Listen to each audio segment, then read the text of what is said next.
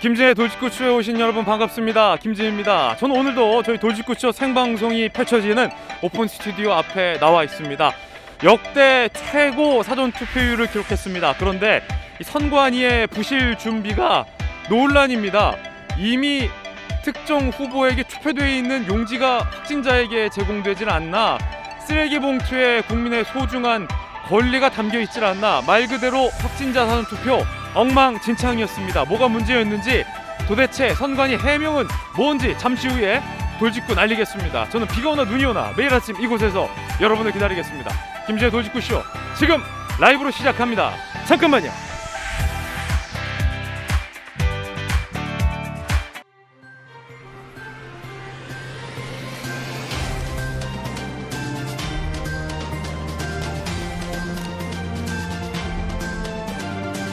신문 읽어주는 남자입니다. 사전투표 하셨습니까? 저도 금요일에 생방송 마치자마자 사전투표 했습니다. 그런데 확진자 투표 중에 국민들의 소중한 한 표의 가치가 쓰레기 봉투, 라면 박스, 소쿠리에 담기는 선관위의 부실 사태가 도마 위에 올랐습니다. 어떻게 이렇게 부실하고 안이하게 대응할 수 있는지 여야에서 모두 선관위 책임론이 불거졌습니다. 도대체 어땠는지 잠시 후에 저희 돌직구쇼에서 하나하나 짚어보도록 하겠습니다. 오늘 조간신문 4가지 키워드 준비됐습니다. 먼저 첫 번째 키워드부터 공개하겠습니다. 첫 번째 키워드는 바로 대혼란. 이 동아일보 일면이 싣고 있는 대혼란, 어떤 기사일까요? 지금 공개합니다.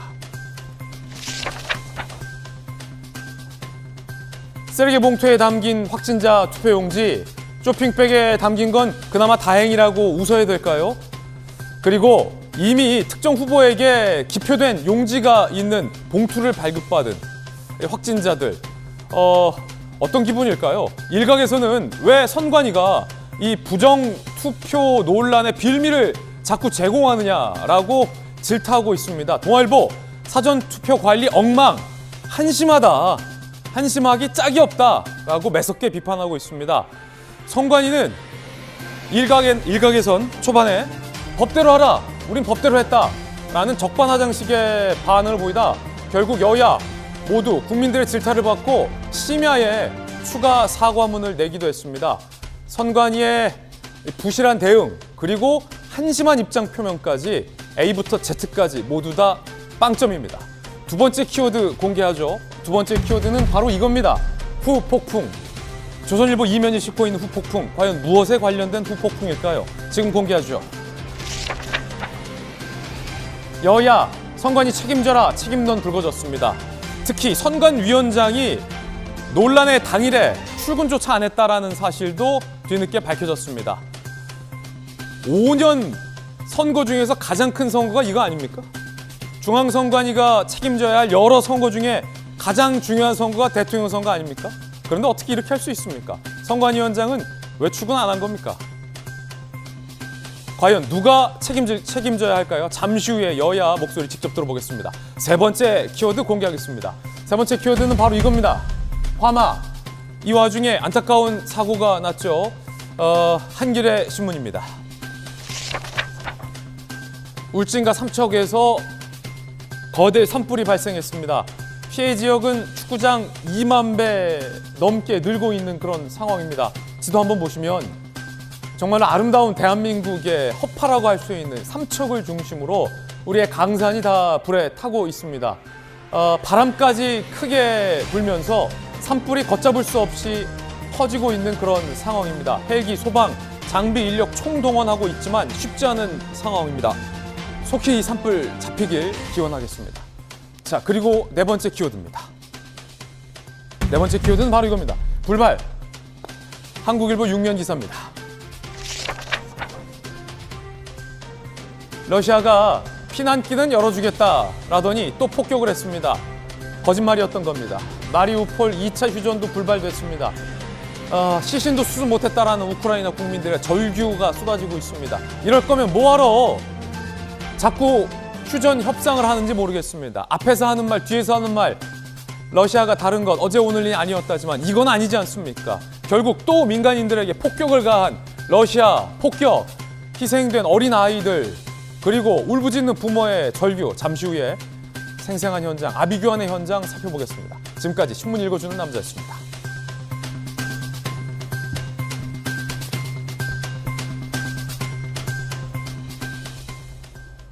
오늘 내일 지나면 대선입니다. 오늘 함께 하신 분들 소개해드리겠습니다. 저희 돌직구쇼의 변호사 손정혜 변호사님, 국민의힘 선대본의 공보단장 김은혜 의원 나오셨습니다.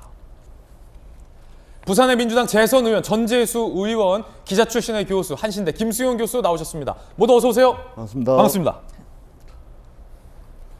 여러분의 소중한 한 표의 가치, 제가 지난주 방송에서도 이 가치는 우리 민주주의의 가치다, 무엇과도 맞바꿀 수 없는 소중한 가치다라고 말씀드리기도 했는데, 그 소중한 가치와 권리가 쓰레기 봉지, 라면 상자, 소쿠리에 담겨서 제대로 관리조차 안 됐다. 과연 중앙선관위는 뭐하고 있었나라는 책임론이 강하게 일고 있는 대목입니다. 그뿐만이 아닙니다. 이미 투표된 투표용지를 발급받은 우리 유권자들, 과연 선관위 이거 뭐라고 해명하고 있고 뭐라고 설명하고 있는지 오늘 하나하나 따져보도록 하겠습니다. 첫 번째 이야기의 주제부터 공개합니다.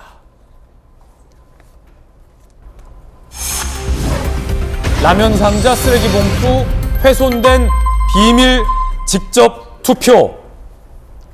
민주주의 투표의 기본 중에 기본은 비밀 투표이고 직접 투표인데, 내가 찍은 투표를 누군가가 받아서 대신 투표함에 넣어주는 상식적이지 않은 행동들이 사전투표 때 발생을 했습니다.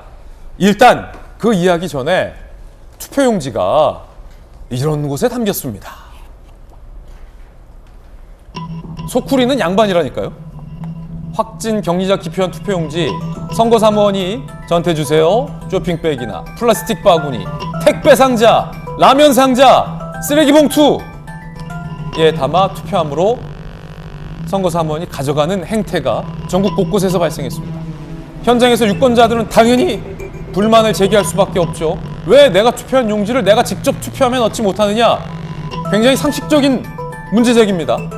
대한변호사협회는 직접 비밀투표라는 민주주의 원칙을 무시한 사태다라고 입장을 내기도 했습니다. 자, 그럼 오늘 저희 김진애 돌직구쇼의 의무는 이 기본적인 가치를 선관위는 왜 훼손했을까? 직접 투표, 비밀 투표를 왜 선관위는 보장하지 않은 걸까? 이 의문부터 시작할 수밖에 없습니다. 일단 곳곳에서 제보가 들어왔습니다. 확진자, 격리자들의 투표한 용지가 어디에 담겼는지 사진으로 만나보시죠. 쓰레기 봉투에 담겨 있는 모습입니다. 쓰레기 봉투를 선관위가 준비해 놓은 거예요. 확진자들은 투표한 투표 용지를 봉투에 넣어서 여기에 넣어라. 다른 곳은 쇼핑백에 넣어두는 곳도 있었습니다. 그리고 선거관리원이 투표함에 넣는 게 아니라 저 쇼핑백이나 쓰레기 봉투에 담게 해서 어디론가 가져갔더라 라는 유권자들의 불만이 폭주됐죠. 종이상자도 등장을 했고 라면 박스, 택배 박스 다양했습니다. 천태만상. 그중에 앞권은 바로 이 쓰레기 종량제 봉투였습니다. 현장에서 이 모습을 지켜본 유권자들은 당연히 황당할 수밖에 없습니다. 당황을 넘어서 황당하기까지 한 순간입니다. 이거 어디로 가져가는 거 아니냐라는 문제 제기 당연할 수밖에 없겠죠. 왜 이렇게 선관위가 황당한 준비를 했느냐라는 불만도 당연할 겁니다. 유권자들의 불만 들어보시죠. 투표 합의라도 제대로 주셔야 될 거 아니에요. 아까 투표는 어떻게 가져가냐면 봉투에다가 10몇 개 한 번에 가져가가지고 어떻게 할 거냐니까 자기가 있는 봉투에다 담아서 넣는데요. 그럼 이게 비밀 투표예요, 간장 투표예요. 정신 없는 거 알겠는데 저희도 코로나 걸린 게 일부러 걸린 것도 아닌데 지금 여기서 이런 식으로 해놓으시면은 이거를 고하는 게 아니라 다만 내가 일정인 거 이거 투표하게 됩니다. 하면 해야지. 당연한 거 아니야 저거. 잔소리지 마. 한나빠 이거. 잘못된 거지. 저희들이 판단할 게 아니고 선관위에 다시 문의를 해볼게요.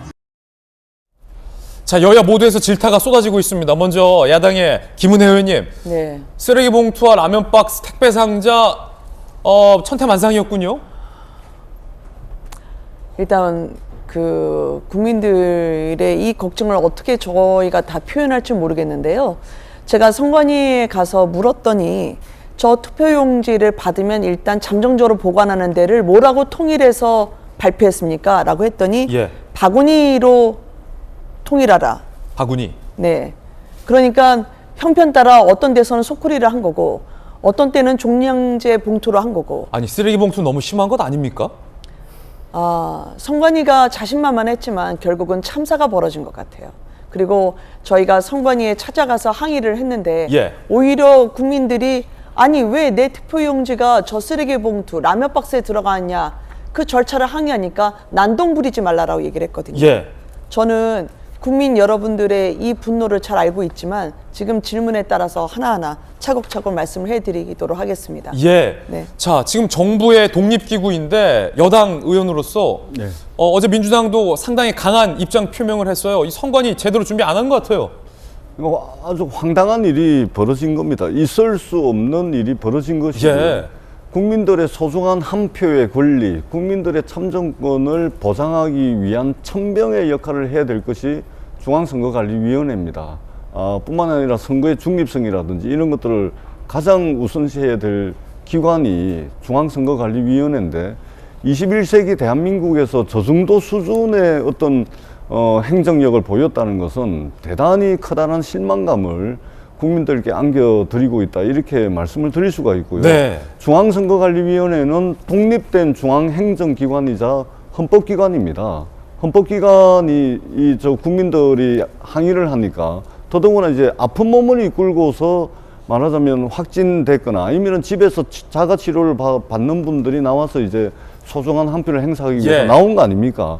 저도 그날 부산에 있었는데 엄청나게 많은 항의 전화를 받았습니다. 아, 그랬어요? 예. 예. 그러니까 지금 줄이 500m를 섰는데 10분이 지나도 20분이 지나도 투표한 줄이 줄지가 않는다. 줄이 줄지 않는다. 예. 그래가지고 이 기침하는 사람, 목이 아픈 사람들이 이 바깥에 추운 데서 줄을 서고 있는데 이게 도대체 뭐 하는 거냐. 이래가지고 굉장히 많은 항의를 받았는데 예. 중앙선거관리위원회가 이 문제에 대해서 소상하게 국민들께 좀 설명을 해야 될 의무가 있다. 네. 그리고 더 중요한 것은 3월 9일 날 본투표 때는 이런 일이 재발하지 않도록 예. 오늘 중앙선거관리위원회에서 회의를 한다는데 철저한 재발 방지 대책을 세워가지고 3월 9일 날은 우리 국민들의 소중한 한 표가 제대로 행사될 수 예. 있도록 철저하게 만반의 준비를 해야 된다. 이렇게 생각을 합니다. 자, 오늘 저희 김진애 돌직구쇼에서는 도대체 이런 일이 왜 발생한 거고 선관위가 그동안 뭘 준비했고 무엇이 문제인지 하나 차곡차곡 짚어보도록 하겠습니다. 일단 손정희 변호사님, 기본 중에 기본은 국민학교 때, 초등학교 때, 저는 국민학교로 입학했다가 초등학교로 제대했으니까, 졸업했으니까 비밀투표 못지않게 직접투표, 그게 법으로 규정된 어떤 기본적인 사항 아닙니까? 그런데 아무리 확진자라 하더라도 코로나가 그저께 발생했어요, 갑자기. 그래서 선관위가 준비 못했던 것도 아니고, 아니 법적으로 좀 따져보죠. 내가 직접 넣어야 되는 거 아닙니까? 투표함에? 직접 투표를 위반했다라는 점은 명확하게 확인되는 사실이고요. 지금 나오는 일각의 이제 직접 투표라든가 비밀 투표를 위반했다는 점은 헌법 위반 소지가 있습니다. 분명히 어허. 있는 것이고요. 말하자면 지금 공직선거법상 151조 2항엔 이렇게 되어 있습니다. 한 투표소에는 한 투표함 이상을 둘 수 없다. 그러니까 투표함은 딱 하나야 되니까 확진자용, 비확진자용을 두 개를 둘 수 없게끔 한 것이 불가피했다라는 게 지금 선관위의 해명이지만 예. 다른 대체 가능한 수단이 없었느냐라는 점을 지적할 수밖에 없고요. 그렇죠. 오히려 상위법인 헌법에 하고 있는 비밀투표라든가 직접투표 원칙을 훼손하면서까지 이 규정을 준수해야만 했는가라는 이제 지적은 따를 수밖에 없는데 우리가 코로나19가 이제 상황을 겪으면서 두 번의 선거가 있었습니다. 네. 그때도 확진자들 선고하셨습니다. 그런데 그때까지는 별다른 문제가 없었고 그러다 보니까 우리가 기존의 시스템으로 대처할 수 있다라고 안일하게 생각해서 지금의 문제가 발생한 게 아닌가 싶은데 그 두 번의 선거 때의 확진자 수는 지금과는 비교 가능하지 않을 정도로 지금 압도적으로 굉장히 많은 인원이 투표를 해야 되는데 예. 과거의 시스템으로 했으니까 이번에도 별 문제 없겠지라고 대처한 게 큰 실수가 아닐까 생각이 들고요. 이번에 사전 투표율이 굉장히 높았습니다. 예. 그럼 확진자도 굉장히 많은 분들이 나올 것을 분명히 예상했어야 됨에도 불구하고 본투표에 나오시겠지 이렇게 좀 안일하게 생각을 해서 이 사태를 초래했다라고 보이고요. 이것은 분명히 위법 사항이고 위헌적 소지가 있기 때문에 향후 선거가 끝나더라도 누군가는 책임져야 될 수 예. 있습니다. 자, 이거는 헌법의 기본적인 사항 157조 4항을 위반했다라는 논란은 불가피해 보인다라는 손정희 변호사님의 의견이었습니다. 김소연 교수님, 선관위가 해명을 하긴 했는데 그게 1투표소에는 1투표함이 있어야 된다. 우리는 법대로 했다. 뭐 나중에 살펴보겠지만 이런 발언도 선관위 관계자가 했다는데, 근데 그보다 더 중요한 157조 4항 국민이 직접 투표해야 된다라는 걸 선관위가 모를 리 없는데 상당히 좀 변명처럼 느껴진다라는 지적이 여야 모두에서 나오고 있는데, 일단은 우리 유권자들 입장에서는 김 교수님 매우 황당했을 것 같아요.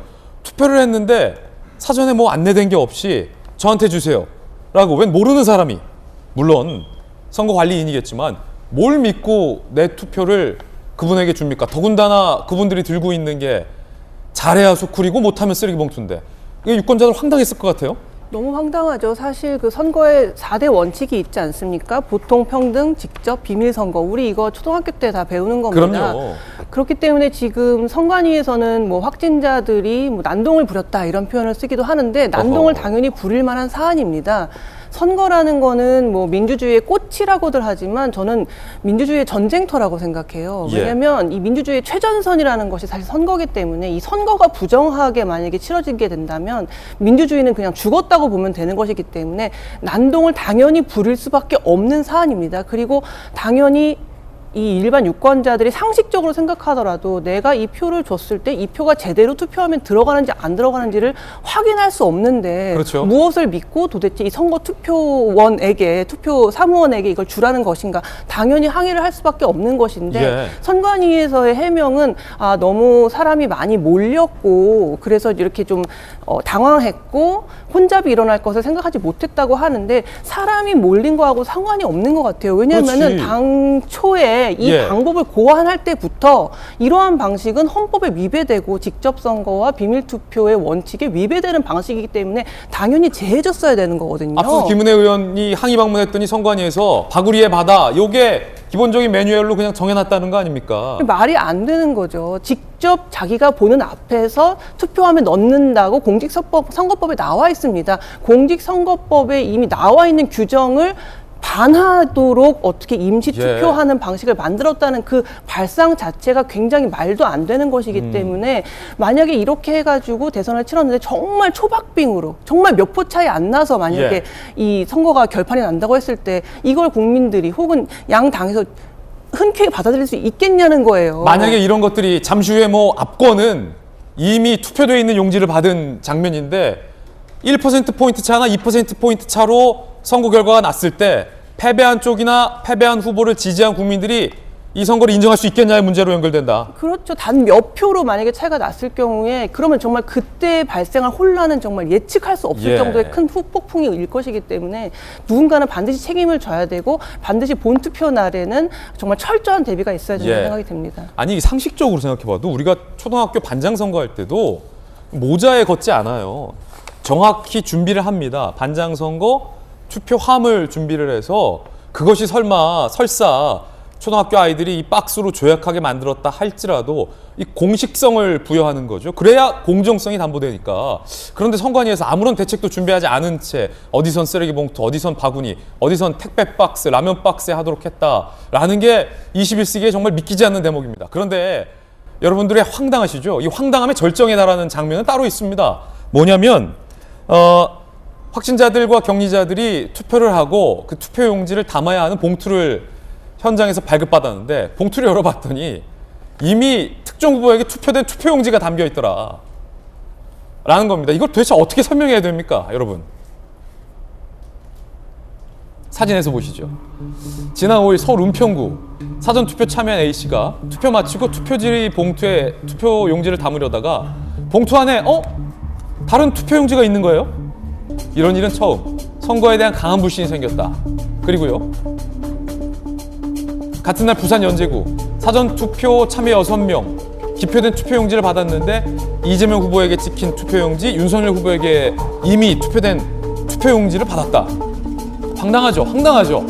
서울, 부산, 대구, 이게 한 곳에서 발생한 게 아닙니다. 전국에서 12건 이상 유사 사태가 발생한 겁니다. 선관위의 해명 뭔지 궁금했는데, 투표 봉투를 재활용하는 과정에서 생긴 단순 실수다. 선관위가 국민들에게 불신을 주고 있다는 게 중요한 포인트인 겁니다. 자, 당연히 현장에서 유권자들은 반발했습니다. 밖에서 표를 걷으면 안 되지. 용지 들어있는 봉투를 왜 주냐고. 봉투를 왜 나눠주냐고, 봉투를. 안에 표 들어있는 봉투를 왜 나눠주냐고. 보세요.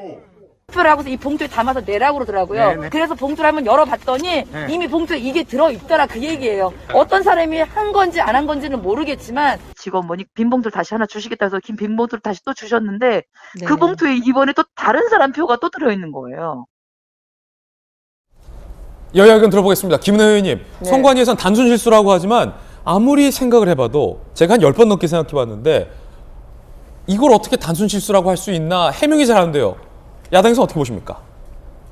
실수라고 믿고 싶죠. 그리고 워낙 안일하게 대응을 했고 선관위가 또 굉장히 조잡하게 과정이 진행이 됐는데요. 저 은평구에서의 제보를 제가 처음 받았는데 저쪽에서 저희 당협위원장 이야기는 저 지금 제보자님 화면에 나와 있는 여성분인데 투표용지 하나 주고 투표 봉투 하나 줬다는 겁니다. 예. 그래서 투표용지 받아들고 기표를 한 다음에 투표 봉투에 넣으려고 했는데 그 투표 봉투에는 이미 이재명 후보라고 찍힌 투표용지가 있었다는 거죠. 예. 한 손에는 내가 찍은 기표용지, 또 한 손에는 이미 누군가 찍은 듯한 기표용지 이재명 후보께 있어서 이분들이 이거를 항의하니까 선관위에서는 오히려 이거를 제대로 받아들이지 않았고 저희가 그 선관위 항의에서 물었습니다. 도대체 어떻게 된 일이냐고 하니까요. 선관위에서는 한 투표용지 안에 경황이 없다 보니까 두세 분의 한 투표 봉투 안에 두세 분의 투표용지를 다 담았다가 나중에 투표함에 넣느냐고 3개 중에 2개만 넣고 나머지 하나는 그 투표 봉투 안에서 못 꺼낸 것 같다라고 얘기를 하는 거예요. 그러면 선관위가 도대체 어떻게 했길래 저 소중한 국민들의 투표용지를, 저 소중한 참정권을 저렇게 길바닥에 마구 방치하는지 입을 다물 수가 없었습니다. 전재수 의원님 어떻게 보십니까? 이런 일이 가능합니까? 그러니까 사실은 뭐 상상을 하기 어려운 일이 벌어진 것이죠. 그러니까 이제 선거관리위원회가 이게 충분히 예상 가능했던 일임에도 불구하고 선거 관리를 제대로 못한, 부실 관리를 한 그 책임은 명키가 어렵다고 생각을 합니다. 예를 들면 본투표 때는 3월 9일 날 본투표 때는 확진이 안 되신 분들이 6시까지 투표를 종료를 하고 나면 6시 이후부터 저녁 7시 반까지 이제 확진되신 분들이 오셔서 투표를 하잖아요. 그러면은 사전 투표 때도 그렇게 했으면 될 텐데, 예를 들면은 투표 시간이 6시인데 6시까지 이제 확진이 안 되신 분들도 관내 사전 투표함, 관내 투표함에 줄 서서 투표를 하니까 확진이 되신 분들이 같은 공간에 들어가면 안 되니까 그냥 바깥에서 그냥 투표를 하게 만든 거거든요. 그러면은 사전 투표 때도 6시까지 확진 안 되신 분들이 투표를 끝내고 난 뒤에 6시부터 7시 반까지 확진이 되신 분들에게 공간을 내드리고 했으면 바깥에서 추운 데서 떨지도 않아도 되고 저런 문제가 안 생길 텐데, 그러한 이제 전혀 예상 가능했던 일임에도 불구하고 대책이 정말 부실했다는 말씀을 드리고, 그 다음에 이게 투표장에 들어가게 되면 전부 CCTV가 다 설치가 되어 있습니다. 그 다음에 국민의힘에서 추천한 참관인, 민주당에서 추천한 참관인, 정의당에서 추천한 참관인, 국민의당에서 추천한 참관인들이 전부 다 들어가 있거든요. 그렇기 때문에 여야를 막론하고 이번 선거관리 부실에 대한 책임은 중앙선거관리위원회가 확실하게 져야 되겠지만, 여야를 막론하고 지금 선거에 있어서 관리 부실은 있었지만 부정선거까지 주장하는 쪽으로는 아직 나아가서도 안 되고 나아가지는 않거든요. 그렇기 때문에 이재명 후보에게 기표된 표만 나왔다면 이게 부정선거 뭐 주장을 할 수는 있을지는 몰라도 이것이 윤석열 후보에게 기표된 것까지 나오고 같이 나왔죠. 그렇기 때문에 우리가 선거관리 부실은 강하게 질타를 해서 두 번 다시 이런 일이, 황당한 일이 발생하지 않도록 선거관리위원회가 정말 오늘 오전에 회의를 한다는데 대책을 좀 제대로 세웠으면 좋겠다라는 말씀을 드립니다. 이게 만약에 아까 김수경 교수의 문제 제기가 굉장히 소름 돋았는데, 선거 결과가 박빙이었잖아요. 만약에 1%, 2%, 3%포인트 차, 깻잎 반장 차이로 득표수 차이가 났을 때 과연 패배한 후보와 정당과 그를 지지했던 유권자들이 선거 관리와 선거의 공정성을 신뢰할 수 있겠느냐의 문제로도 연결될 수 있다는 겁니다. 자, 여기서 법적인 문제 하나 더 제기하고 살펴보겠습니다. 어디에서는 이렇게 공개된 투표용지를 유효표 처리하고 또 어디에서는 이렇게 문제 제기된 투표 용지를 무효표 처리했다라는 겁니다. 기준이 없다라는 겁니다. 서울에선 유효, 대구에선 무효, 처리 방식도 중구난방. 이게 뭡니까? 대구 수성구 투표소에서 발견된 기포된 투표지, 전국에서 각지에서 이미 기표된 특정 후보에게 도장 찍힌 투표용지가 발견되다 보니까 한 번에 여러 개의 봉투를 비우고 다시 사용하다 보니 생긴 실수라며 대구에서는 무효 처리했다라는 거예요. 그런데 서울과 부산에서 발견된 도장 찍힌 투표지에서는 유권자 의사와 무관하게 투표지가 공개됐다며 이걸 유효 처리했다. 그러면 대구에서 발견된 도장 찍힌 투표는 무효고 서울, 부산에서 발견된 도장 찍힌 투표용지는 제대로 카운트를 하겠다는 건데 법적으로 문제가 좀 될 것 같습니다. 손정혜 변호사님, 기준도 없고 뭐예요 이거? 일단은 그 관할 선관위 직원들이 일정 부분 이제 판단할 수 있는 문제이긴 하는데 법률적인 허점이 있는 거죠. 내가 유효한 표를 행사했음에도 불구하고 무효표 처리가 된다고 한다면 사실상 선거권이 박탈되는 효과를 가져오기 때문에 유권자로서는 이의 제기라던가 또는 상급기관이 이것을 판단받아보는 절차가 있어야 되는데 그런 절차가 미비하기 때문에 문제점을 지적하지 않을 수 없는 상황이고요. 일부 규정은 이렇습니다. 선관위 직원들의 어떤 실수로 그 투표용지 등이 훼손이 되면 이걸 무효표 처리하거나 또는 재투표할 수 있게 관련 규정은 있거든요. 예. 그러다 보니까 인천 지역에서는 한 6명에 대해서는 문제가 생겼으니 6명 다시 재투표할 기회를 줬습니다. 그러면 다른 지역에서 혹여라도 이게 유권자들의 실수가 아니라 저도 제 실수로 무효표 본 적이 있거든요. 직원들의 실수로 무효표 됐다고 한다면 당연히 재투표에 기회를 줘야지 이것은 합당하지 재투표 여부도 이제 의사를 묻지 않고 이것을 단정적으로 무효표 한다고 한다면 문제 제기 소지가 있고요.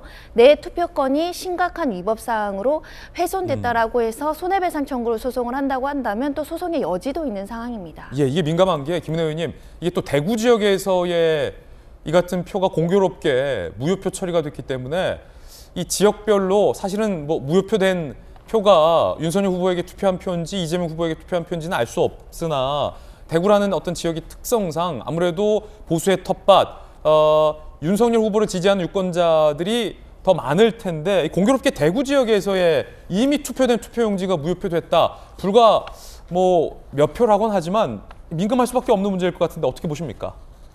기본적으로 선관위의 무능이죠. 저희의 유불리를 떠나서 모든 국민의 표가 소중하죠. 이재명 후보를 찍은 표가 만약에 무효표됐다 하더라도 저는 있을 수 없는 일이라고 생각을 합니다. 다만 저희가 선관위에 항의 방문하러 갈 때 보니까요. 이분들이 사태 파악이 전혀 안 되고 계시더라고요. 예. 저희가 밤새 일타 강사처럼 과외하고 나왔습니다. 아, 그래요? 이게 될 법한 일입니까? 그리고 기본적인 사안이죠. 확진자 몇 분이 투표하셨는지 그 명단 수치와 그러면 투표함 안에는 투표용지가 확진자분들 몇 개가 들어가 있는지 그거를 같이 검토하고 대줘야 됩니다. 그렇죠. 그 작업을 전혀 안 하고 있고 몇 분이 투표했는지도 모르고 있어요.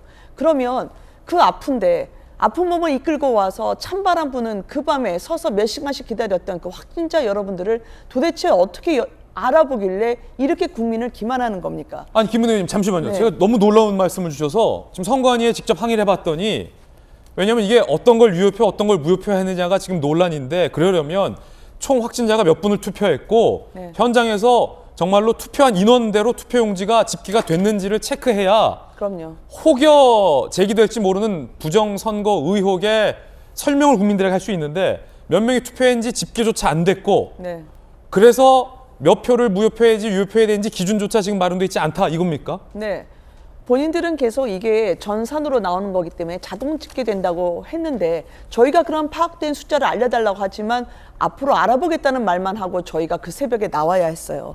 이런 선관위에 국민들이 어떻게 믿고 본투표를 임할 수 있을지 오늘 내일 안으로 확실한 대책을 달라고 했습니다. 그래서 한 분 한 분이라도 단 한 분이라도 의심을 갖지 않도록 이거 투표로 심판해 주셔야 되거든요. 예. 이거 투표로 압도적으로 국민 여러분들께서 선관위와 그리고 정부 여당에 대해서 견제해 주셔야 된다고 생각하기 때문에 절대 투표를 포기하지 말아달라고 국민들이 무섭다는 걸 이 정부가 알게 해달라고 부탁드리고 싶습니다. 대구 지역에서 이 공개된 투표를 무효표 처리한 것에 대해서 당에서 공식적인 입장이나 대응을 하실 생각이 있으십니까? 계획이? 어느 투표소는 무효로 처리하고 어느 투표소는 유효표로 처리했다는 거에 대해서 유불리에 따라서 적응하지는 않을 것 같고요. 다만 선관위의 일관된 기준과 그리고 원칙이 필요하다는 겁니다. 이 매뉴얼이 확정돼 있지 않으면 본투표도 위험하기 때문이죠. 예, 강력한 불만을 여야 모두 제기하고 있는 그런 상황입니다. 그런데 이 황당함의 끝은 어디까지일지 모르겠습니다. 여야 정당에서 항의를 하자 선관위가 항의하는 유권자들을 난동이라고 표현했다라는 보도가 이곳저곳에서 나오고 있습니다. 이거 무슨 이야기인지 한번 살펴보겠습니다. 자, 국민의힘에서 사전선거 경우 현장소 투표용지 출력하는데 왜 다른 사람 투표용지가 발견됐는가라고 항의하자 중앙선관위 사무총장 김세환 사무총장 확진자들이 직접 투표함에 넣겠다고 난동을 부리다. 인쇄된 투표용지를 두고 간 것 같다. 난동이라는 표현 썼어요? 선관위에서? 잠시만요. 다시 한번 읽어볼게요. 사전선거 경우 현장에서 투표용지를 출력하는데 왜 다른 사람 투표용지가 발견됐는가? 라고 묻자 야당이 김세환 사무총장이 확진자들이 직접 투표함에 넣겠다고 난동을 부리다. 인쇄된 투표용지를 두고 간 것 같다. 그러니까 확진자들의 난동 탓을 한 겁니다. 공직선거법 지키라고 한 국민 보고 난동이라고 표현했느냐? 라고 야당이 문제 제기하자 그렇다라고 또 답변을 하는군요. 네. 전 대표님, 난동이라는 표현을 어떻게 예. 근데 쓸 수 있습니까? 선관위 제정신입니까? 예, 제가 봐도 아주 황당한 예. 답변이죠. 황당한 답변이고 있을 수 없는 답변입니다. 선거가 이제 당장 3월 9일이기 때문에 3월 9일 날 본선거에 지장 없이 잘 준비하도록 하고 3월 9일 선거가 끝나고 난 뒤에는 여러 이제 상황들을 좀 파악을 해서 그렇죠. 책임 문제까지 불거질 그런 발언이라고 저는 생각을 합니다. 다만 이제 아쉬운 것은 이런 게 있습니다. 그러니까 중앙선거관리위원회가 국민의 참정권을 보장하기 위한 철저한 준비를 못한 관리 부실의 문제 분명히 있습니다. 예. 반드시 책임이 있고 국민들께 소상하게 설명을 드려야 된다. 이것을 전제로 하되 또 어떤 문제가 있냐면 이런 겁니다. 지금 공직선거법에 네.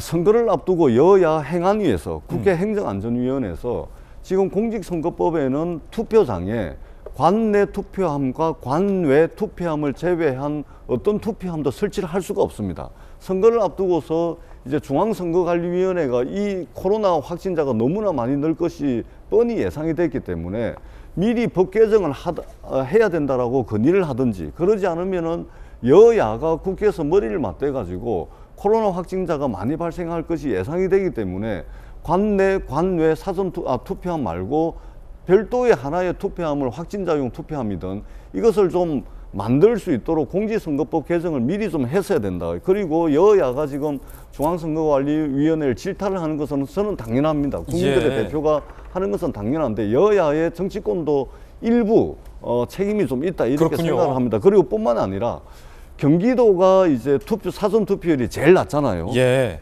지난 대통령 선거 때보다 전체 유권자 수가 170만 명이 늘어났습니다. 근데 늘어난 170만 명 중에 120만 명이 경기도에서 유권자가 늘어났어요. 5년 전보다 120만 명이 늘어나고 도시가 엄청 팽창해 있는데 지금 공직선거법의 사전투표소가 읍면 동 단위로 하나씩만 두게끔 되어 있습니다. 그러다 보니까 경기도 오산 같은 경우는 인구가 한 10만 명 이상이 늘었는데 사전투표소가 한 군데밖에 없는 거예요. 문제군요. 이것도 국민들의 참정권을 제한하는 거죠. 거리가 멀어서 사전투표 못하고 시간 내서 차 타고 사전투표 장소에 갔더니 줄이 너무 길어가지고 포기하고 돌아오는 거예요. 예. 그러니까 유권자는 120만 명이 경기도에서 늘었는데 사전투표소는 5년 전에 580개였는데 지금도 580개입니다. 그러니까 이것은 법을 개정해야 되는 거거든요. 여야도 이번 일을 계기로 예. 해가지고 우리가 꼼꼼하게 국민들의 참정권을 보장하기 위한 법제도 개정이라든지 이런 부분들을 꼼꼼하게 조금 더 챙겨야 되겠다 이렇게 생각을 합니다. 중요한 지적해 주셨어요. 김내 의원님, 네. 아까 그 장면 저희가 언론 보도로 확인을 했는데 난동을 부린 탓이다. 네. 왜냐하면 김은혜 의원이 직접 항의 방문을 하셨잖아요. 저 자리에서. 네, 네. 정말 선관위 사무총장이 저렇게 난동이라고 얘기했습니까? 네. 귀를 의심했죠. 국민들은 그렇게 몸이 힘든데도 소중한 권리를 행사하고 그 절차가 제대로 이루어지지 못한 부분에 대해서 하소연을 한 건데 난동이라 표현해서 저희가 되물었습니다.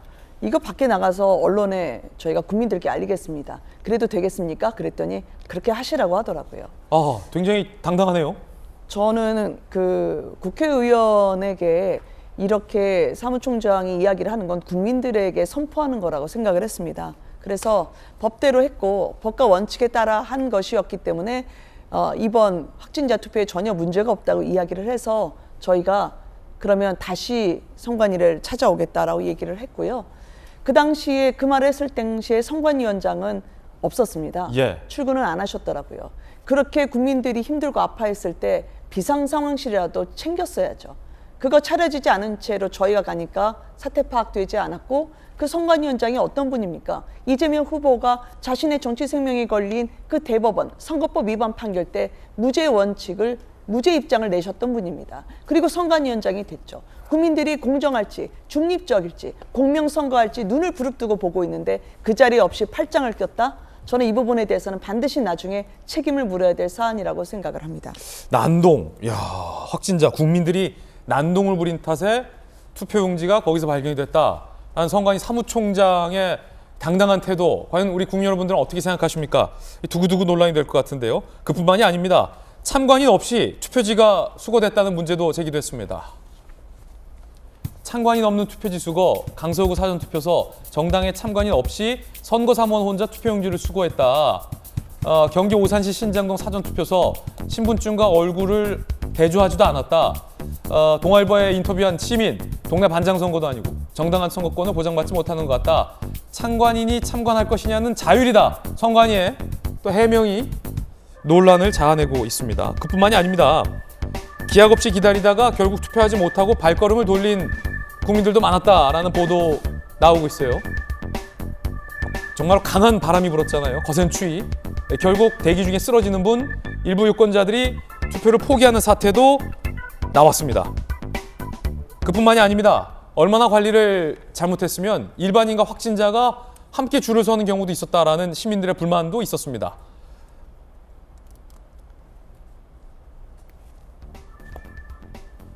확진자 투표 수도 모르는 선관위.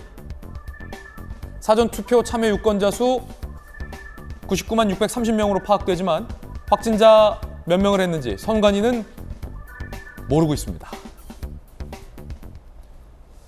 국민들 인터뷰 대한 내용 들어보시죠. 시민들 이야기입니다.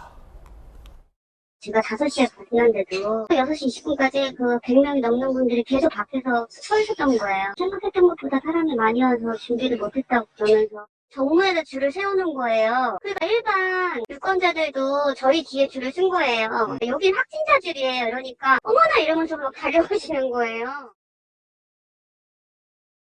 자, 이 이야기 조금 더 깊게 진행해 보겠습니다. 저희가 준비한 두 번째 주제 공개하죠. 살펴보시죠. 바로 이겁니다. 여야는 선관위를 난타했고 혹시 대선 불복의 불씨가 될 것은 아닌지 저희들은 우려하고 있습니다.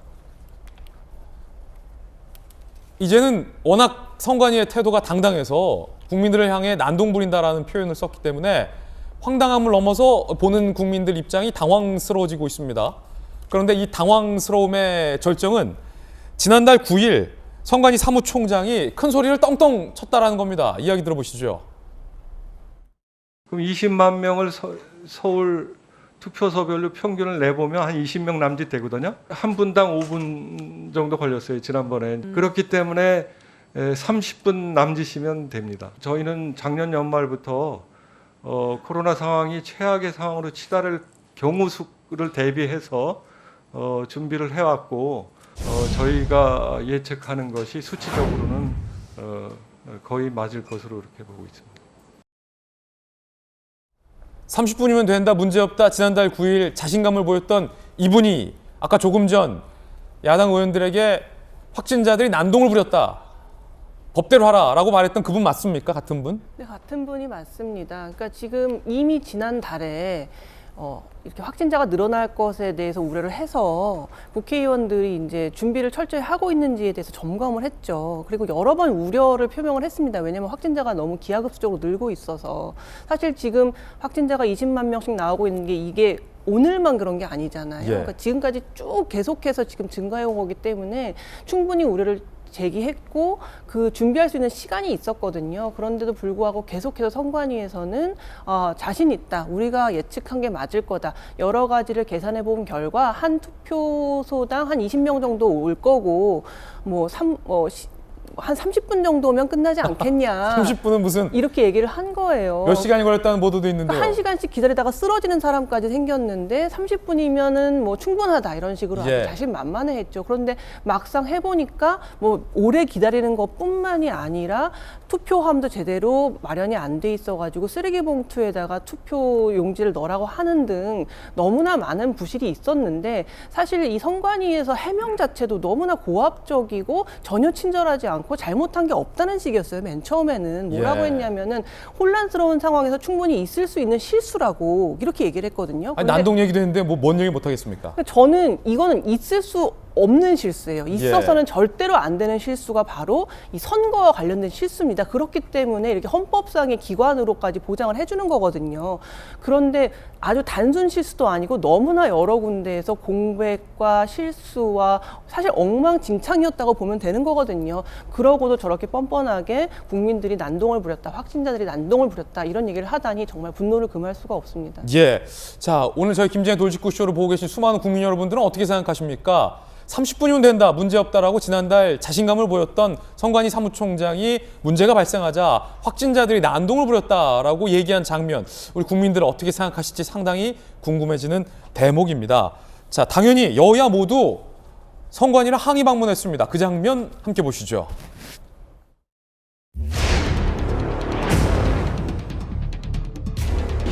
사전투표에서 코로나 확진자 또는 그 자가격리자분들이 투표를 하는 과정에 있어서 불편함이 많았습니다. 그분들의 투표권이 제대로 보장되어야 하는데 여러 가지 문제가 많아서 선관위가 이 부분에 대해서 다 예측하고 준비를 했어야 합니다. 그런데 그러지 못한 것에 대해서 저희들이 문제를 지적하고자 합니다. 왜 이러십니까 지금? 막지 마세요. 길 여세요. 지금 은평구에서 벌어진 일을 알고도 저희한테 이렇게 하십니까? 참관인이 보험 앞에서 투표함에 집어넣으라고 돼 있는데 157조 그게 하나도 안 들어있잖아요. 동선도 분리해야 되는데 투표함을 하나밖에 못 설치. 아니 그걸 미리 알고 있으면은 그 별도의 투표소를 만드셔야죠. 나누시는 거니까. 보험을 안 했다고 합니다. 사퇴 파악도 못하는 거 아니에요 지금? 뭐가 문제가 된지 아니 무슨 사태를 그렇게 잘 파악하셔서는 잘 파악하고 왔어요. 그래서 사태를 파악을 했는데 나 지금 저 선거 참관하고 왔어요 지금. 그렇게 문제를 제기하지 않는 사람들이 더 많습니다. 지금 잠깐만요. 확진자 투표예요 지금. 문제 제기를 안 하는 사람이 한 사람보다 많으니까 문제가 없다는 거니까. 국민 눈높이에 맞게 확진자 투표 준비나 이런 것들이 전혀 안 돼 있는 것 같습니다. 능력이 있는지도 의심되고 해가지고. 아니, 제가 정말 가장 화가 났던 것은 도대체 공직선거법상 정해져 있는 절차를 지켜달라고 하는 국민들한테 난동을 부린다라는 표현을 한 것입니다. 여기에 대해서는 사무총장은 분명히 책임을 져야 됩니다. 자, 지금 여야 국회의원들이 항의하는 장면 보셨고, 야당의 김은혜 의원이 문 닫으려는 걸 못 닫게 잡고 있는 바람에 선관위가 어떻게 해명하는지도 저희들이 지켜봤는데 오히려 적반하장식의 해명을 선관위가 했군요. 야당 국회의원에게 제대로 파악하고 오라, 문제제기 안 하는 사람들이 더 많다라는 식의 황당한 해명의 모습까지 지금 저희 국민들이 똑똑히 저희 김진애 돌직구쇼를 통해서 지켜보고 있습니다. 전재수 의원님, 예. 그 개정에 정이 없다, 법원에서 그런 말 하잖아요. 선관위는 무엇이 잘못됐는지 인정을 안 하고 반성도 안 하고 있는 것 같습니다. 적어도 저 때 저 순간만큼은요.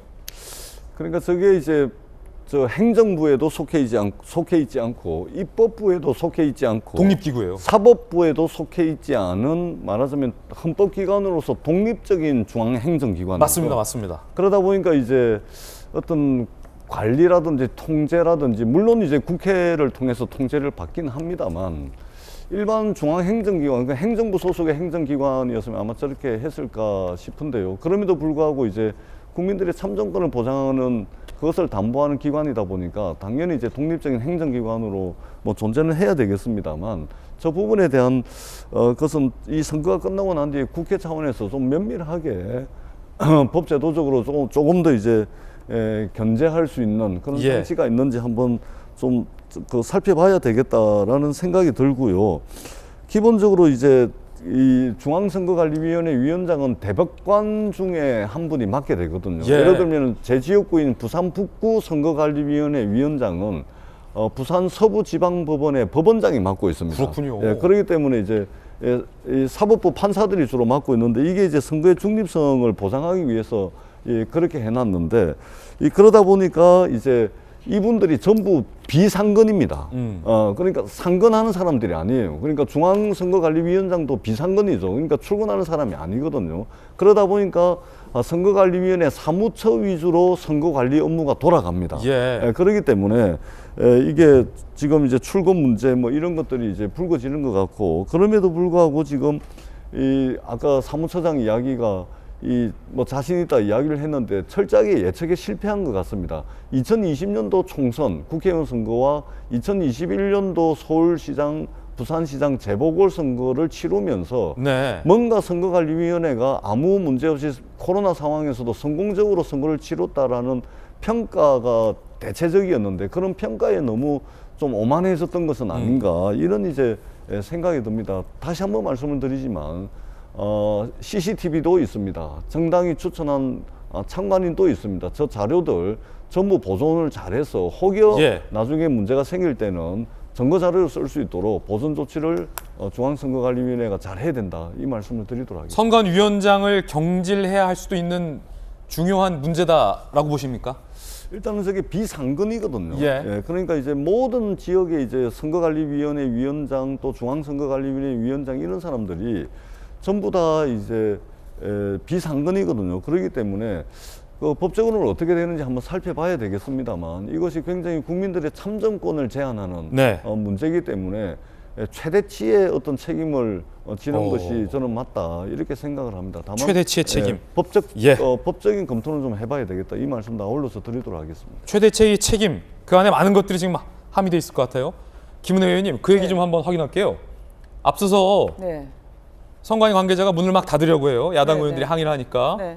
문 밖에는 저희 기자들이 있고 문을 닫으면 그 안에서 무슨 얘기를 하는지 기자들이 알 수가 없고 맞습니다. 다시 말하면 국민들이 알 수가 없는 상황에서 네. 김은혜 의원이 문 못 닫게 막 이렇게 잡고 있는 모습도 아까 나왔는데 네. 야당 의원들이 아니 어떻게 이렇게 부실하게 관리를 하냐라고 항의를 하자 선관위 관계자가 예상 외의 답변을 해요. 제대로 현장도 파악하지 않고 왜 문제 제기를 하느냐라는 말을 제가 들었고 문제 제기를 안 하는 분들이 더 많은데 왜 여기 와서 이러느냐라는 식의 반문도 있었는데 네. 맞습니까? 그런 얘기하는 게? 네, 저희가 야단 맞았죠. 선관위 분들한테요. 네.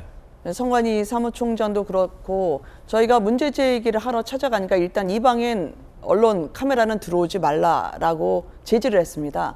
그래서 제가 아니 그 법과 원칙에 따라 당당하다면서 왜 국민에게 공개되는 건 막는 거냐라고 하니까 여기는 집무실이니까 들어오지 말라는 거죠. 그럼 집무실은 국민들에게 공개되지 않은 상태면 어떤 밀실 정치나 행정이 펼쳐지고 있을까요? 그래서 카메라 기자님과 함께 들어가고자 저희가 했었고 화를 선관위원이 내면 안 되죠. 중앙선관위가 화를 내면 안 되죠. 국민들은 지금 피가 끓어오르는데 그거를 왜 그분들이 화를 냅니까? 그래서 두 가지 원칙이 무너졌습니다. 이분들이 그렇게 객관적인 공정선거를 한다면 국민들의 직접 투표, 비밀 투표를 지켜줬어야죠. 직접 투표 못했습니다. 그 아픈 확진자분들이 자신이 기표했던 투표용지에 투표함에 못 넣었어요. 그거를 투표관리관에게 주니 얼마나 불안했겠습니까? 두 번째로 비밀 투표 원칙 지켜지지 않았습니다. 제보에 따르면 투표용지 내고 나니까 그 뒤에 자기 이름 쓰라고 했다고 하더라고요. 아, 그래요? 왜냐하면 투표 봉투에 어느 분이 어떻게 투표했는지 나중에 한번 체크해야 된다고 하니까. 자, 요거는 지금 저희가 언론 보도로 지금 확인 못한 내용인데 네네. 제보 받으셨습니까? 제보 받았습니다. 투표 봉투에다가 본인의 이름을 쓰라고 하니 그분이 왜 내 이름을 써야 되나요? 비밀 투표 내라고 하면서 저항했다는 거예요. 예. 그래서 의도가 있다고 생각하고 싶지 않아요. 그냥 너무 많은 분들이 몰려드니까 어떻게든 인원을 파악하기 위한 조치라고 생각하는데요. 아마추어고 그거는 충분히 의혹을 살 수 있는 거죠. 그래서 이 두 가지 사안에 대해서 오늘 확실하게 결론을 선관위가 내줘야 됩니다. 그렇게 그저께 밤에는 고압적이었던 선관위가 문 대통령 그리고 이재명 후보가 나서니까 갑자기 물먹인 솜처럼 유들유들해지시더라고요. 진정한 독립기구라면 국민의 목소리에 귀 기울이고 솜이 됐어야죠. 왜 대통령과 여당 후보의 말을 듣고 나서 그렇게 부드러워집니까? 저는 그러니까 선수가 아닌 심판이 선수로 뛴다는 의혹을 선관위가 사고 있다고 생각합니다. 선관위가 불신을 자초했다. 대목입니다. 그리고 앞서 말하신 부분은 야당 김은혜 의원이 제보를 받은 내용이다. 네. 그러니까 투표용지에 이름을 쓰라고 했다. 일부 투표소에서 봉투에. 네. 그런 제보 내용 야당의 주장도 전해드렸습니다. 여야 대선 후보들도 선관위를 질타했습니다. 윤석열 후보 이야기 들어보시죠.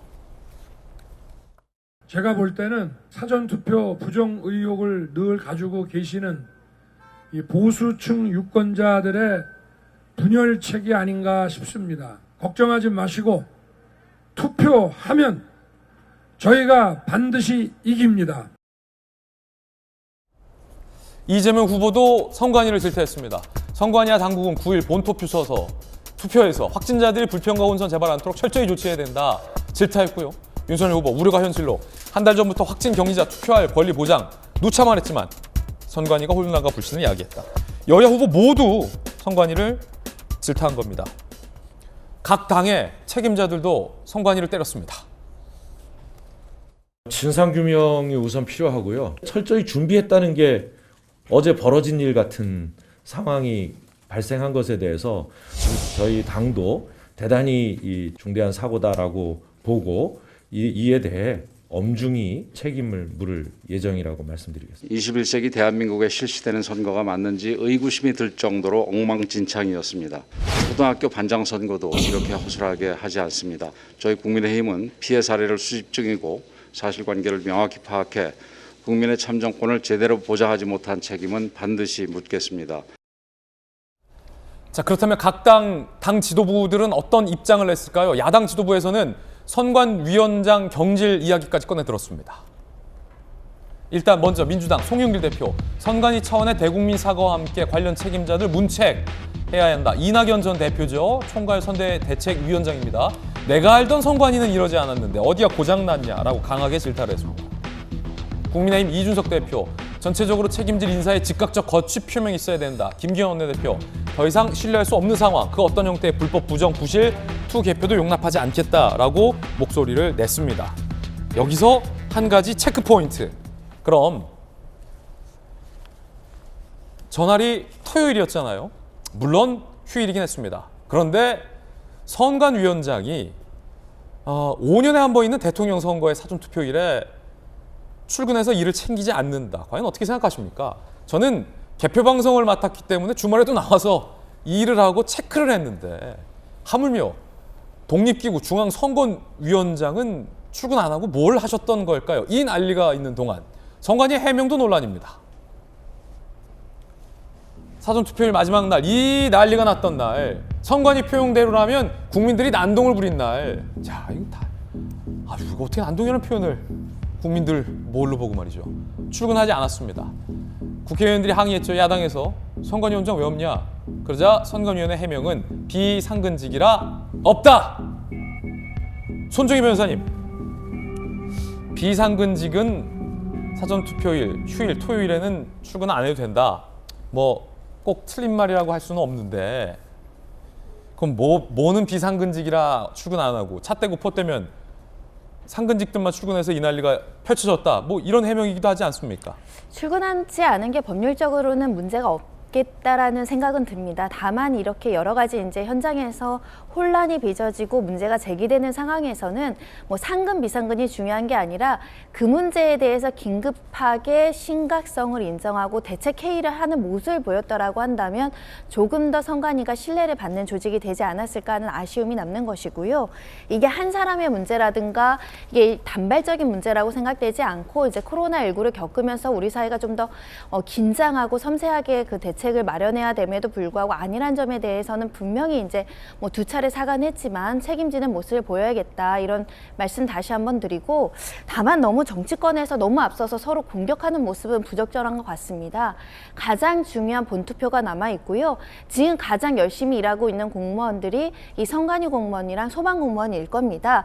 일부 이제 책임 있는 사람들, 지휘자들이 좀 정책 판단에 오류가 있었고 코로나 인구에 대한 예측 가능성에 대한 실패가 있었다고 하더라도 현장에서 굉장히 많은 선거 공무원들이 일하는데 너무 지나치게 비난하다 보면 국민들에게도 해가 될 염려가 있는 게, 만약에 이렇게 지금 막 부정선거 운동이다 막 인터넷에서 지금 막 몰아가시는 분들이 있거든요. 예. 그러다 보면 투표율이 저하된다고 한다던가, 또 대선 결과 이후에 사실은 패배한 쪽이 있을 거고 승리한 쪽이 있을 텐데 이런 이슈가 없더라도 항상 이게 불복해야 된다라는 운동들이 있거든요. 그런 것들을 너무 가속해하는 게 예. 우리 사회의 혼란을 야기할 지점이 있다. 잘못한 건 따끔하게 지적을 하되, 가장 중요한 원칙은 선거가 마지막까지 안정적으로 신뢰감 있게 진행되도록 잘 협조하는 겁니다. 그 다음에 책임 소재라든가 정치적인 공방이 있어야 되는 게 아닐까 생각이 드는데, 지금 이 중요한 시기에 너무 한 사람 또는 일부의 어떤 문제를 너무 과대 해석해서 이게 정치적인 공방으로 삼는다고 한다면 선거 발표 이후에 어떻게 이것을 감당할 것인가라는 점도 말씀드릴 수 있고요. 대책회의를 했다라고 하고 본투표에는 임시 기표소를 두지 않는다는 겁니다. 처음부터 그렇게 했어야 되는데 일반 투표자들과 확진자들이랑 동선 1시간이나 겹치게 만들어 보니까 인력이 부족하고 대처를 제대로 못한 측면이 있거든요. 처음부터 사전투표서도 이 기표소를 분리하지 않고 시간을 분리했다고 한다면 어땠을까 하는 아쉬움이 많이 남습니다. 노정희 선관위원장이 입장 냈군요. 우선이라는 표현을 썼어요. 본 선거 대책 마련에 집중. 9일 투표 때 이런 일이 되풀이되지 않도록 대책 마련에 집중하겠다. 다른 말씀은 다음 기회에 드리겠다라고 입장을 밝혔습니다. 손정희 변호사님 중요한 지적 주셨는데, 일단은 9일 본 투표가 지금으로선 가장 중요하기 때문에, 사전투표보다 더 많은 인원이 투표를 하기 때문에 확진자들도 투표를 하고 이런 일이 되풀이되지 않도록 대책을 마련해야겠다라는 선관위원장의 메시지는 적절해 보입니다. 자, 정치권에서도 다시 한번 말씀드리지만 부정선거를 운운하는 쪽은 아무도 없다라는 말씀 드리겠습니다. 다만 선관위가 왜 이렇게 부실하고 안이하게 대응했느냐라는 정치권의 질타는 여야를 불문하고 나오고 있다라는 대목에서 저희들도 보도를 해드리는 거고요. 노정희 선관위원장에게 따져 물어야 할 책임 역시 9일 투표 이후에 아마 정치권에서 국민들이 따져 물을 것으로 예상이 됩니다. 선관위가 처음에는 법대로 하라라고 얘기를 했다가 어찌된 일인지 심야에 꼬리를 내렸습니다. 선관위 법대로 했다더니 또다시 사과. 그제 매우 안타깝고 송구. 절대 부정의 소지는 없다. 야당이 항의 방문하자 우리는 법과 원칙대로 했다. 법대로 하라라고 큰 소리를 쳤어요. 그러자 어제 오후 많은 혼란들을 깊이 사과한다. 본투표일은 확진 선거인이 직접 투표함에 투입하는 방법 등을 포함한 특단의 대책을 마련해 발표하겠다라고 입장을 밝혔습니다. 법대로 하라더니 심야에는 잘못했다랍니다. 어느 말을 믿어야 할지 모르겠습니다. 문재인 대통령도 질타했습니다. 유감스럽게 생각, 선관위가 그 경위를 국민이 납득할 수 있도록 상세하고 충분한 설명할 필요가 있다고 본다. 대통령도 이해가 안 된다는 겁니다. 이걸 이해하는 사람이 어디 있겠습니까? 그러면 선관위가 지금이라도 정신 차리고 9일에 이런 일 되풀이하지 않도록 대책 제대로 마련할 수 있을까요? 그 대책을 왜 이제서야 마련하는지도 한심스럽습니다. 선관위 이야기 들어보시죠. 선관위가 왜 있는지, 선관위 존재나 선거관리 능력 자체에 대해서 부정하는 일이고 이 대한민국 국격을 추락시키는 일이에요. 선거관리위원회가 이런 것을 예측하지 못했는가? 예측하지 못했다면 그야말로 더 큰 문제라고 생각합니다. 일주일 내지는 보름 전에도 내부적으로 한번 이 건에 대한 회의를 하셨나요? 이렇게 폭증하고 있는데 그 행안에서 계속 요구했던 것들에 대해서 재고해봐야 되지 않는가 내부 회의 하셨나요? 위원님들이 오늘 이 자리에서 말씀하신 것을 100% 수용합니다. 위협했던 점에 대해서 다시 한번 머릿속에서 이 안을 만들어서 내일 오전 10시에 긴급위원회를 소집을 해놨습니다. 3월 9일은 한치 오차도 없이 차질 없이 선거가 관리가 될 수 있도록 최선을 다하겠습니다. 선관위의 태도가 확실히 달라졌죠. 9일은 이런 일이 되풀이돼서는 안 된다라는 말씀 다시 한번 강조드립니다. 자, 그러면 이제는 저희가 준비한 세 번째 이야기인데, 이렇게 높았던 사전투표, 과연 이 기저에 있는 민심은 누구에게 흐르고 있을까? 높은 사전투표율은 누구에게 더 유리할까? 와 관련된 이야기 분석 시작해 보겠습니다. 주제부터 확인해 보시죠. 자, 오늘 세 번째 주제 이겁니다. 역대 최고 사전투표, 이제 딱 이틀 남았다. 사전투표율이 얼마였는지, 지역별로는 어디가 높았고 어디가 좀 저조했는지 제가 저희 돌직구쇼의 대형 미디어홀에 나가서 직접 우리 시청자 여러분들에게 브리핑해 드리겠습니다. 저와 함께 이동하시죠. 자, 우리 시청자 여러분들께서는 거실에 편안히 앉으셔서 저희 대형 미디어홀을 통해서 시원하게 사전투표 통계 만나보시면 되겠습니다. 자, 먼저 역대 선거의 사전투표율과 이번 사전투표율의 비율을 비교를 해봤습니다. 자, 저희가 일단 세 가지 준비했어요. 첫 번째는 19대 대선, 2017년 대선인데 총 투표율이 77.2%로 상당히 높았습니다. 그런데 투표율 대비 사전투표율이 26.06이었어요. 이때도 되게 높다라고 했었거든요. 7회 지방선거 2018년에 전체 투표율 60.2, 사전투표율이 2.14. 지방선거가 대선보다 통상 투표율이 낮으니까 그럼에도 불구하고 사전투표율은 20%를 넘었습니다. 21대 국회의원 선거가 가장 높은 역대 최대 사전투표율이었습니다. 전체 투표율 66.2, 사전투표율은 26.69%로 가장 그때 높았다라는 보도 저도 해드렸습니다. 그런데 이번 사전투표율은 지금 보시는 것처럼 역대 어떤 사전투표와 비교하더라도 가장 높았습니다. 36.93, 역대 최고치의 투표율이었다라는 거죠. 물론 선관위가 몇 분의 확진자가 투표했는지는 모르고 있습니다만 최종 투표율은 36.93으로 저희들은 사전투표율 잠정적으로 계산하고 있습니다. 자, 그러면 사전투표율 지역별로 좀 한번 분석을 해볼 필요가 있을 것 같습니다. 어느 지역이 높았고 어느 지역이 낮았는지 주요 지역들 저희가 준비를 했습니다. 대형 스크린이라 이렇게 다 넣을 수 있어요. 함께 보시죠. 자, 20대 대선 지역별 사전투표율이고 가장 높은 지역과 가장 낮은 지역을 순서대로 저희가 촤라락 표시를 했습니다. 먼저 전남이 가장 높았습니다. 전남의 사전투표율이 51.45%로 와, 그러니까 전남에서는 이미 절반 넘게 사전투표를 한 겁니다. 최고였어요. 그 다음에 전북, 광주가 그 뒤를 이었습니다. 48.63, 48.27로 높았고, 그리고 세종도 높았어요. 44.11, 경북도 41.02, 여기까지가 40%를 넘은 지역들입니다. 그리고 중간에 쭉 오고 흥미로운 건, 자, 서울 어디 있죠? 서울 중간에 37.23%, 그래도 높은 축에 서울이 속했고, 울산, 충남, 부산, 인천, 대구, 제주 쭉 내려가다가 굉장히 뭐랄까 의외 33.65, 가장 최저치를 찍은 곳은 바로 경기였습니다. 경기. 궁금합니다. 일단은 기자 출신의 김소영 교수님, 경기의 사전투표가 가장 낮았다. 물론 전남, 전북이 역대로 가장 투표율도 높긴 했는데 경기가 가장 사전투표율이 낮았다. 이거 어떻게 분석하십니까? 글쎄요, 제가 예전에 투표는 어땠는지, 그러니까 예를 들어서 2020년에 있었던 총선이나 이런 데의 사전투표율을 지역별로 한번 봤었는데 그때도 호남 지역은 굉장히 높은 편이었고요. 네. 경기는 좀 낮은 편이더라고요. 그러니까 그랬군요. 이게 이번만의 특별한 경우는 아닌 것 같고요. 일반적으로 좀 이러한 추세가 나타나고 있는 것 같기는 합니다. 아무래도 뭐 호남이 높은 경우 같으면은 이제 뭐 지금 굉장히 초박빙의 선거가 지금 진행되고 있기 때문에 양 진영이 아주 그냥 총 동원령이 내려진 상태라고 볼 수가 있거든요. 네. 그렇다 보니까 민주당 측에서 볼 때는 호남 같은 경우에 굉장히 민주당을 지지하는 표들이 지금 집결하고 있다라고 보고 있는 것이고요. 반면에 영남 지역은 조금 떨어지는 편이에요. 사전투표율 자체만으로 봤을 때는. 근데 그런 경우에는 뭐 혹시 뭐 일부 보수 유권자들 중에서 사전투표에 대해서 좀 불신하는 사람들도 있기 때문에 본 투표날 투표하자라는 어떤 어떤 그러한 성향 때문에 어쩌면 영남에서 좀 낮게 나왔는지는 모르겠어요. 근데 경기도에서 저도 낮게 나온 것은 어떻게 봐야 될지 저도 잘 모르겠더라고요. 그 부분은. 예.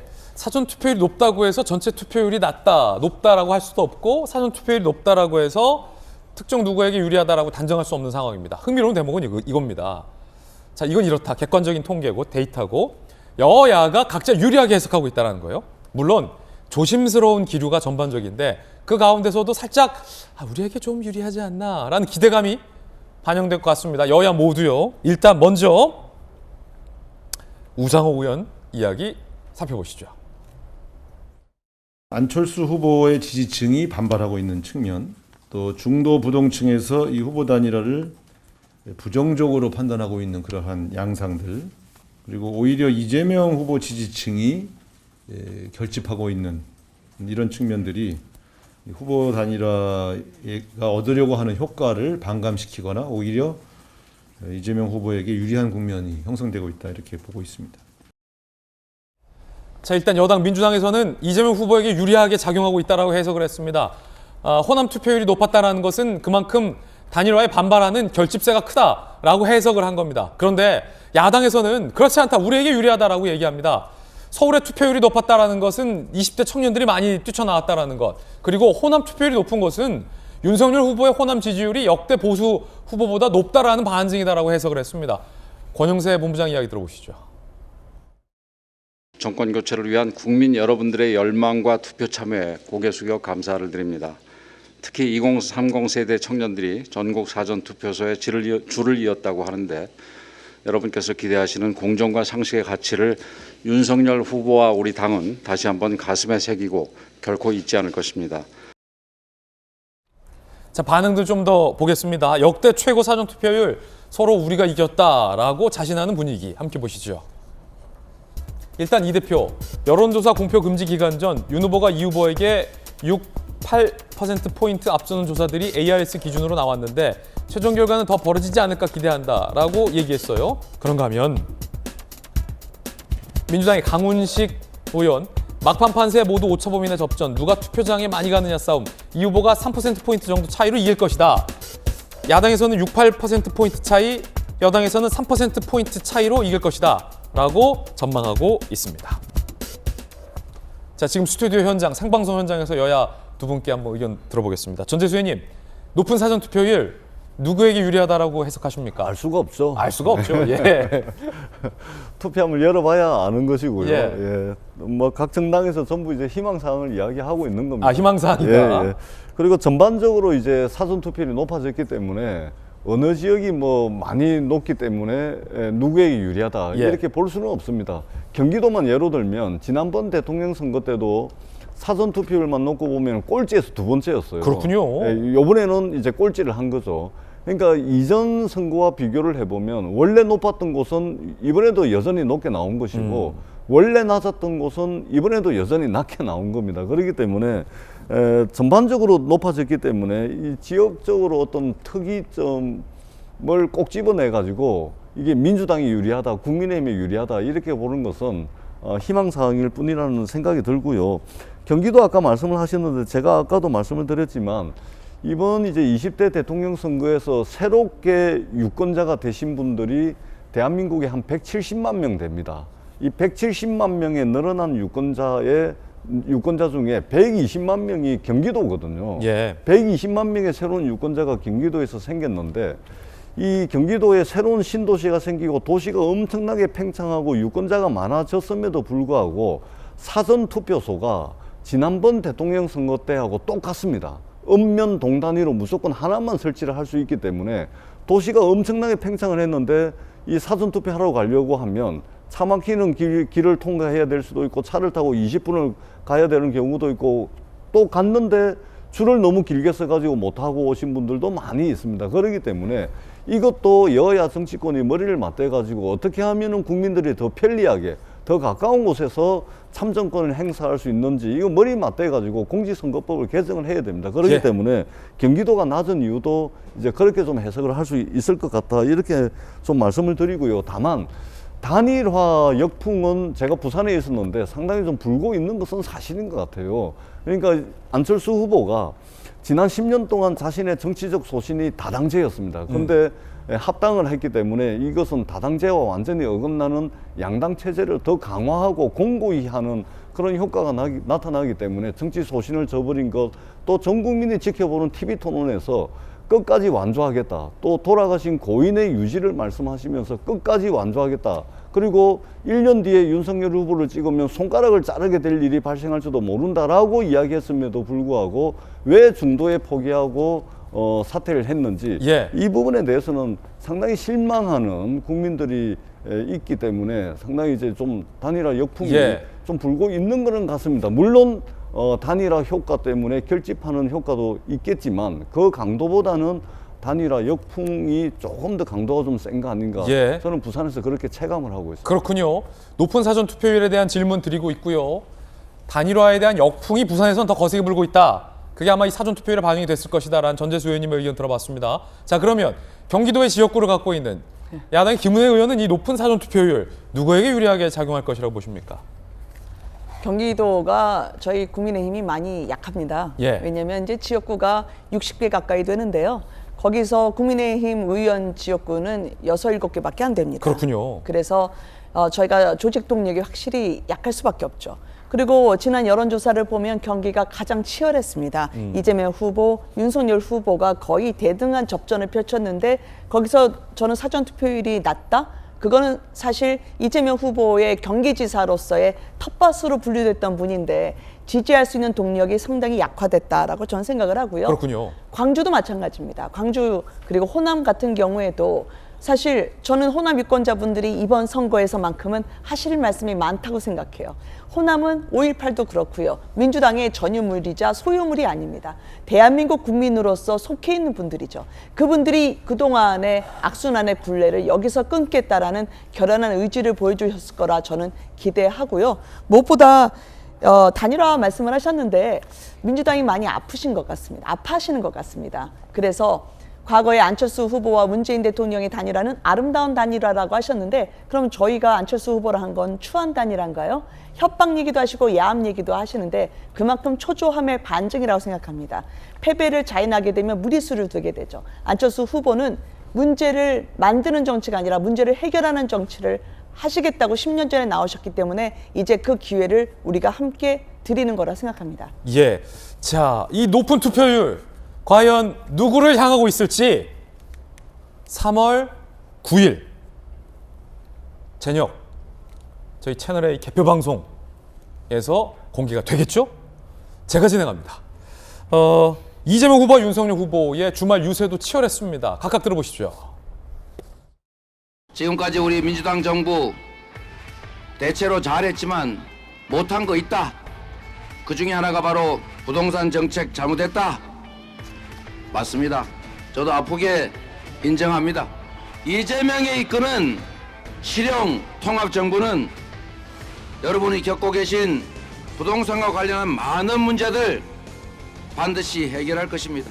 유명한 분이 막 명의신탁하고 막 부동산 투기하고 해서 돈 많이 벌었다는 소문이 있던데 이재명 정부에서는 더 이상 불가능하다 확실하게 말씀드립니다. 여러분 조금만 잘못하면 다시 또 촛불 들고 보도불로 깨는 일이 생길 수도 있지 않습니까? 우리 민주공화국 정말로 많은 사람들의 피와 목숨을 바쳐서 만들어낸 대한민국 민주주의 우리가 반드시 지켜내야 되겠죠? 우리 민주당 후보는 위기에 강한 유능한 경제 대통령이라고 이렇게 슬로건을 붙여놨죠. 보니까 부정부패는 매우 유능한 것 같습니다. 자기 돈 한 푼 안 쓰고 나라 카드 갖고 밥 싸먹고 하는 거 보니까 유능은 합디다. 저와 함께 더 좋은 나라를 위해 진격할 우리 안철수 대표를 한번 연호해 주십시오, 여러분. 안철수! 이 정부는 부끄러움이 없습니다.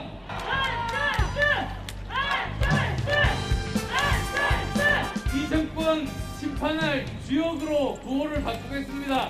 윤석열 5번 외치겠습니다. 윤석열!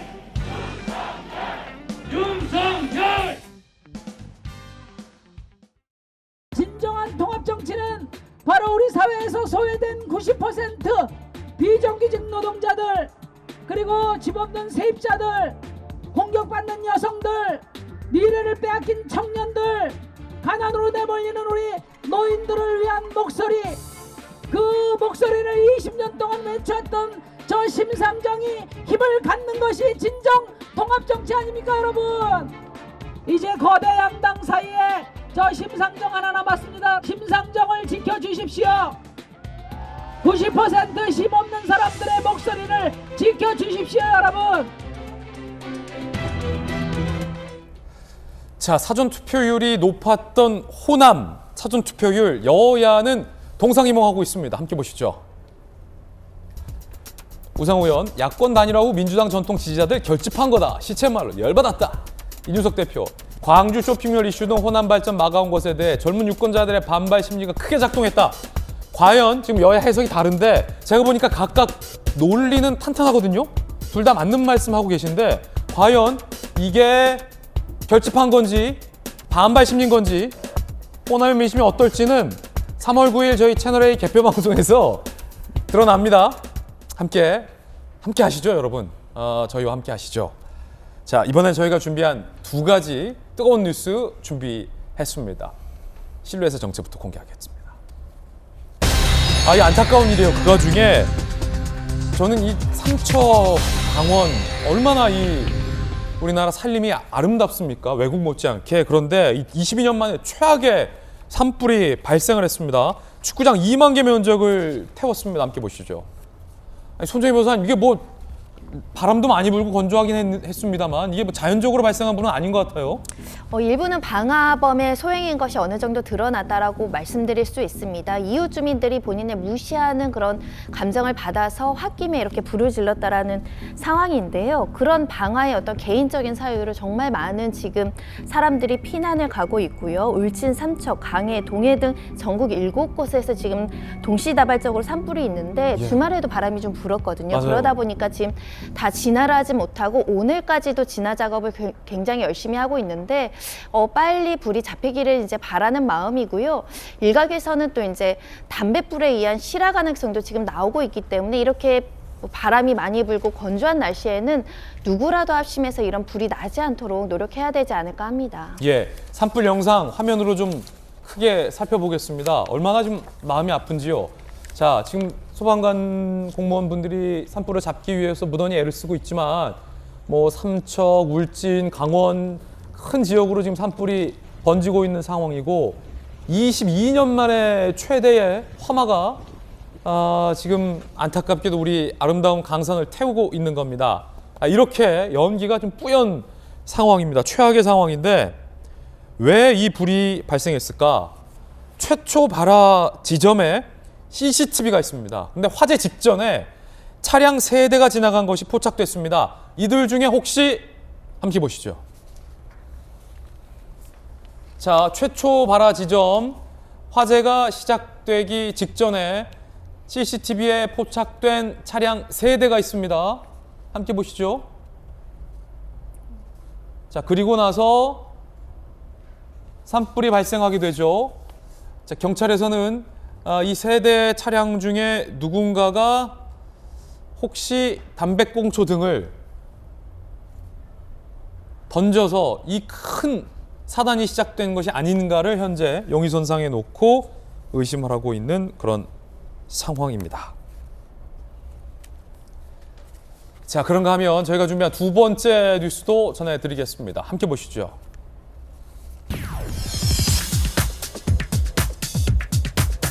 러시아가 지난 3일 우크라이나와의 협상에서 민간인들 피난 통로를 열어주겠다라고 일부 휴전 협상에 동의를 해놓고 민간인들에게 또 공세를 재개했습니다. 논란입니다. 김소영 교수님, 협상해놓고서 민간인들에게 공격하면 뭐 어쩌자는 겁니까? 지금 러시아가 우크라이나와 일시적으로 휴전에 합의를 한 상태였는데도 불구하고 민간인들을 향해서 일방적인 포격을 제기해서 지금 국제사회에 큰 분노를 일으키고 있고요. 또 이뿐만이 아니라 지금 원전에 대해서도 공격을 감행하고 있어서 전쟁 자체가 금도를 넘은 거지만 그 와중에도 민간인을 어떻게든 이제 폭격을 한다거나 원전을 건드리는 거는 정말로 금도를 넘는 거거든요. 예.